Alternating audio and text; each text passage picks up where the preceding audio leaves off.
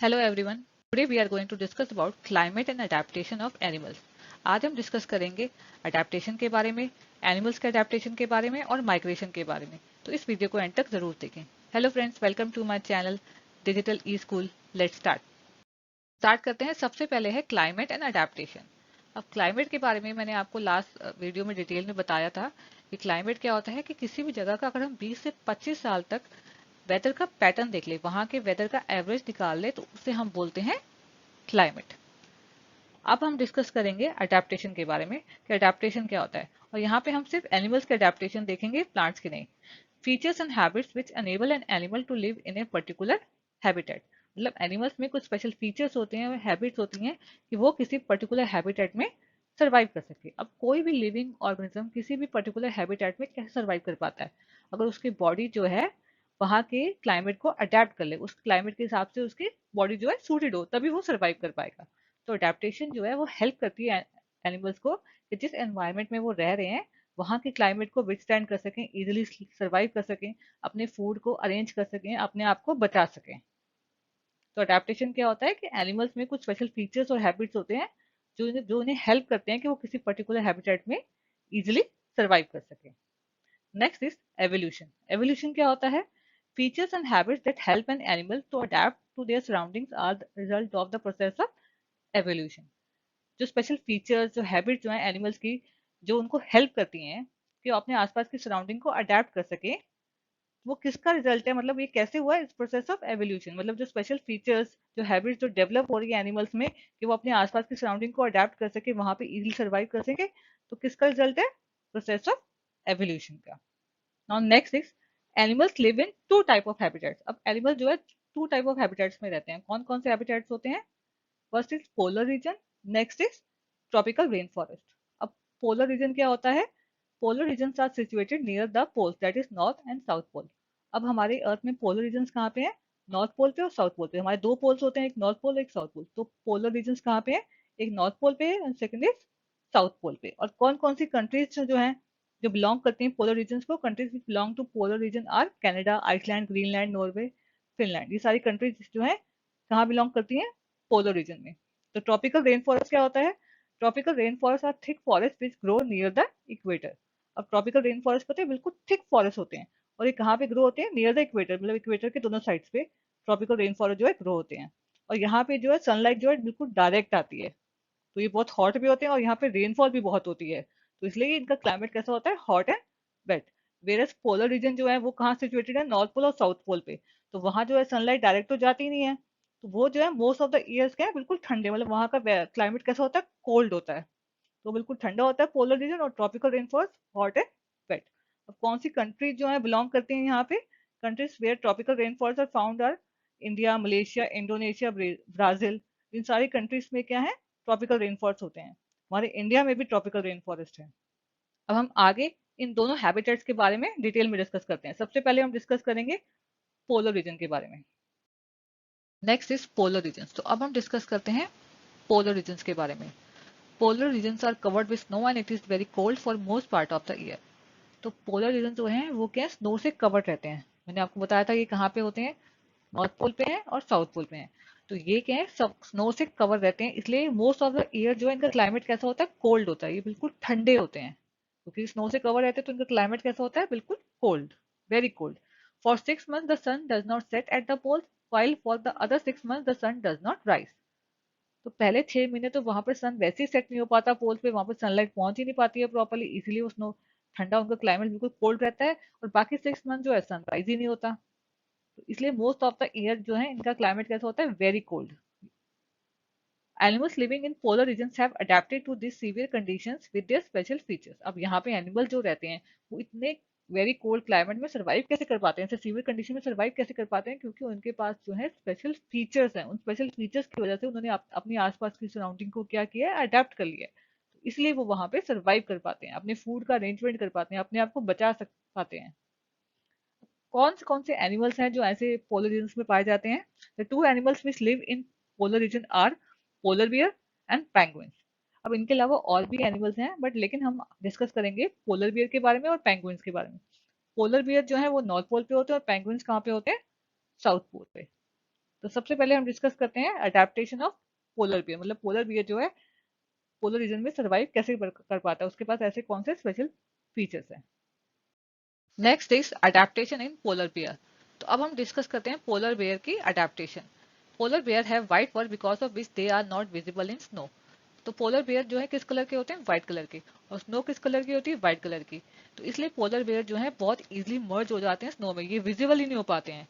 तो इस तरह से जो है जो अपने आप को बचा लेते हैं अपने प्रेडेटर से, और इवन प्रे को कैच करने में बहुत आसानी होती है इन्हें। Polar bear have two thick layers of fur. तो इनके पास जो फर है उसकी टू थिक लेयर्स होती हैं, उसकी वजह से जो है ये अपने आप को वार्म रख पाते हैं। इतने सीवियर कोल्ड क्लाइमेट में जो है ये अपने आप को वार्म रख पाते हैं। They also have a layer of fat under their skin. इनकी स्किन के अंदर जो है एक लेयर ऑफ फैट होती है, जिसकी वजह से क्या है ये अपने आप को वार्म तो रखते रहते हैं। ये बहुत वेल इंसुलेटेड होते हैं। इसी वजह से जो है ये बहुत स्लोली वॉक करते हैं, और टाइम टू टाइम जो है ये रेस्ट लेते रहते हैं, कहीं ये ओवर हीट ही ना हो जाए। There paws are white and large. इनके जो पॉज होते हैं वो इतने वाइट और लार्ज होते हैं, उसकी वजह से ही जो है ये इजिली स्नो पे वॉक कर पाते हैं। अब स्नो पे वॉक करना आसान नहीं होता, फिसल जाते हैं, बट ये स्लिप क्यों नहीं होते, क्योंकि इनके पॉज जो होते हैं बहुत वाइट होते हैं, लार्ज होते हैं, और इन्हीं पॉज की वजह से जो है ये इजिली स्विम भी कर पाते हैं। Polar bear are very good swimmer. जो ये बहुत इजिली स्विम कर पाते हैं बिकॉज ऑफ देयर पॉज, वो बहुत वाइड और लार्ज होते हैं। और इवन जब ये पानी में जाते हैं या अपने नॉस्ट्रिल को क्लोज करके बहुत लंबे टाइम तक पानी के अंदर रह भी सकते हैं। And they also have a strong sense of smell. अब इनकी जो सेंस ऑफ स्मेल है वो बहुत स्ट्रांग होती है, बहुत दूर से ही अपने प्रे को जो है सूंघ लेते हैं। इनकी जो सेंस ऑफ स्मेल है वो बहुत स्ट्रांग होती है। तो अब हमने डिस्कस कर ली पोलर बियर के अडेप्टेशन, अब आगे हम देखते हैं adaptation in penguin. Next is adaptation in penguin. तो अब हम देखते हैं पेंगुइन की adaptation. Penguin is black and white in colour but still merges well with the white background. वैसे तो पेंगुइन जो है व्हाइट और ब्लैक कलर के होते हैं, मतलब पूरी तरह से व्हाइट कलर के नहीं होते हैं, ब्लैक एंड व्हाइट कलर के होते हैं, बट स्टिल जो है ये अपने व्हाइट बैकग्राउंड में, मतलब व्हाइट स्नो में जो है ये भी इजिली जो है मर्ज हो जाते हैं। It has a thick skin and a layer of fat below it's skin. तो इनकी जो स्किन होती है वो बहुत थिक होती है, और इनकी भी स्किन के अंदर जो है एक लेयर ऑफ फैट होती है, जिसकी वजह से जो है इतने सीवियर कोल्ड क्लाइमेट में ये अपने आप को वार्म रख पाते हैं। और आपने कई बार देखा होगा फोटोज में, वीडियोस में, जो पेंगुइन जो है वो इकट्ठे ग्रुप में हमेशा इकट्ठे हर्डल कर रहे होते हैं, इकट्ठे चल रहे होते हैं। वो क्यों करते हैं, क्योंकि उस तरह से वो अपने आप को वार्म रखते हैं। Penguins huddle together to keep themselves warm. जो हमेशा इकट्ठे हर्डल कर रहे होते हैं, घूम रहे होते हैं, चल रहे होते हैं, बिकॉज इस तरह से ये अपने आप को वार्म रखते हैं। And they are also good swimmers. Penguins भी बहुत अच्छे स्विमर्स होते हैं, like polar bear, they are also very good swimmers. तो अब हमने डिस्कस कर लिया अडेप्टेशन पेंगुइन की और पोलर बियर की। अब आगे हम देखते हैं माइग्रेशन के बारे में। माइग्रेशन। तो माइग्रेशन क्या होता है? The process in which a bird moves from one place to another in one season and returns again in different season is called migration. तो माइग्रेशन क्या होता है? जिसमें बर्ड जो है मूव करती है, फ्लाई करती है एक जगह से दूसरी जगह पे एक सीजन में। तो जब दूसरा सीजन स्टार्ट हो जाता है तो वो रिटर्न, मतलब फ्लाई बैक करके आ जाती है अपनी जगह पे। तो उसे हम बोलते हैं माइग्रेशन। मतलब जो बर्ड है उसने मूव किया एक जगह से दूसरी जगह पे एक सीजन में, तो जब दूसरा सीजन स्टार्ट हुआ तो वो जो है फ्लाई करके वापस आ जाती हैं अपनी जगह पे, तो उसे हम बोलते हैं migration. Other animals living in polar region are many types of fishes, musk oxen, reindeers, foxes, seals, whales and birds. अब हमने तो डिस्कस किया था सिर्फ पेंगुइन और पोलर बेयर के बारे में, लेकिन और भी बहुत तरह के एनिमल्स होते हैं जो पोलर रीजन्स में रहते हैं। बहुत तरह की फिशेस होती हैं, रेनडियर्स होते हैं, फॉक्सेस होते हैं, सील्स होते हैं, वेल्स होती हैं और बर्ड्स होती हैं। अब बाकी सारे एनिमल जो हैं वो तो सर्वाइव कर पाते हैं पोलर रीजन में, लेकिन बर्ड जो हैं वो कोल्ड रीजन में सर्वाइव नहीं कर पाती। तो इसलिए क्या करती हैं कि जब कोल्ड रीजन होता है, जब कोल्ड क्लाइमेट होता है, तो बर्ड जो है वो माइग्रेट करती हैं, किसी वार्मर प्लेसेस पे चली जाती हैं। Birds which live in cold region migrate to warmer places. तो बर्ड क्या करती हैं, जब कोल्ड सीजन होता है वो माइग्रेट करके किसी वार्मर प्लेस पे चली जाती हैं। तो जब कोल्ड सीजन जो है सीजन खत्म हो जाता है तो वो फ्लाई बैक करके जो है फ्लाई करके वापस अपनी जगह पे आ जाती हैं। तो उसे हम बोलते हैं माइग्रेशन। अब Siberian crane, birds that comes from Siberia to India in places such as Bharatpur in Rajasthan and Sultanpur in Haryana. तो एक साइबेरियन क्रेन जो है एक बर्ड है जो साइबेरिया से फ्लाई करके आती है इंडिया में। जब वहां पे कोल्ड सीजन हो जाता है, विंटर सीजन हो जाता है, तो वो क्या करती है, फ्लाई करके इंडिया में आ जाती है। कौन सी प्लेसेस में? राजस्थान में एक भरतपुर है वहां पे, और हरियाणा में सुल्तानपुर। वहां पे आके वहीं पर रहती है। तो जब वहां पे जो है विंटर सीजन खत्म हो जाता है साइबेरिया में, तो ये फ्लाई करके वापस अपनी जगह पे चली जाती है। इसे हम बोलते हैं माइग्रेशन। तो माइग्रेशन के बारे में डिस्कस कर लिया, आगे हम देखते हैं माइग्रेटरी बर्ड्स के बारे में। Last is migratory birds. The birds which migrate from cold region to warmer places in winter and go back to their places after winter is over are called migratory birds.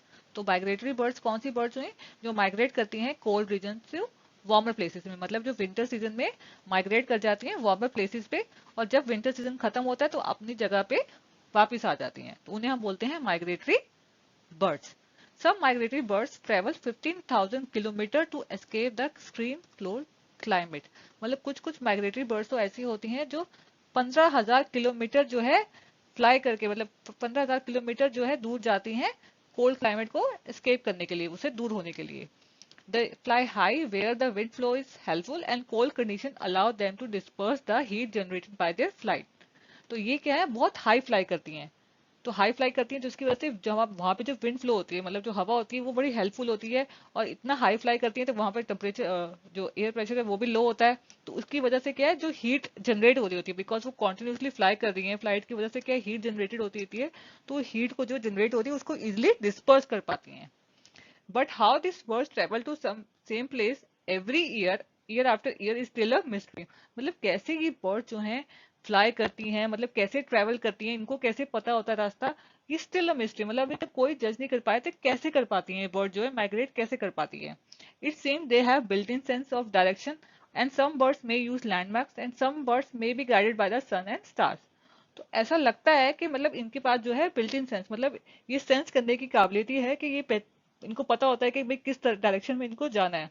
या फिर कुछ birds क्या landmarks use करती हूँ अपने आप को guide करने के लिए, या फिर कुछ बर्ड जो है सन और स्टार्स को यूज करती हैं, मतलब डे में वो सन को यूज करती हैं अपने आप को गाइड करने के लिए और रात में स्टार्स को यूज करती हैं. ये मतलब सोचा जाता है कि ऐसा भी हो सकता है. एविडेंस से that birds use magnetic field of the earth to find direction. लेकिन जो थोड़ा बहुत एविडेंस मिला है उससे ये लगता है जो अर्थ की मैग्नेटिक फील्ड है कि उसको यूज करती है अर्थ की, मतलब अपने डायरेक्शन को फाइंड करने के लिए, जो अर्थ की मैग्नेटिक फील्ड है उसको यूज करके डायरेक्शन को फाइंड आउट करती हैं. Not only birds, even some mammals, many types of fishes and insects also migrate. For example, reindeer. अच्छा, सिर्फ बर्ड्स ही नहीं, कुछ मैमल्स भी हैं जो माइग्रेट करते हैं, मतलब कुछ टाइप ऑफ फिशेज और इंसेक्ट्स भी वो भी माइग्रेट करते हैं. जैसे रेनडियर है, वो भी माइग्रेट करता है एक जगह से दूसरी जगह पे. तो आज हमने डिस्कस किया अडेप्टेशन के बारे में, माइग्रेशन के बारे में, माइग्रेटरी बर्ड्स के बारे में. तो अगर आपको कोई भी डाउट हो तो मुझे कमेंट सेक्शन में जरूर बताएं. अगर आपको साइंस और मैथ्स के रिलेटेड वीडियोस देखनी हो, तो आप मेरे चैनल के प्लेलिस्ट में जाके देख सकते हैं। और अगर आपने मेरा चैनल अभी तक सब्सक्राइब नहीं किया है, तो प्लीज़ मेरे चैनल को सब्सक्राइब कर लीजिए। और अगर आपको मेरी वीडियोस पसंद आए, तो अपनी फैमिली और फ्रेंड्स के साथ शेयर करें। Thank you.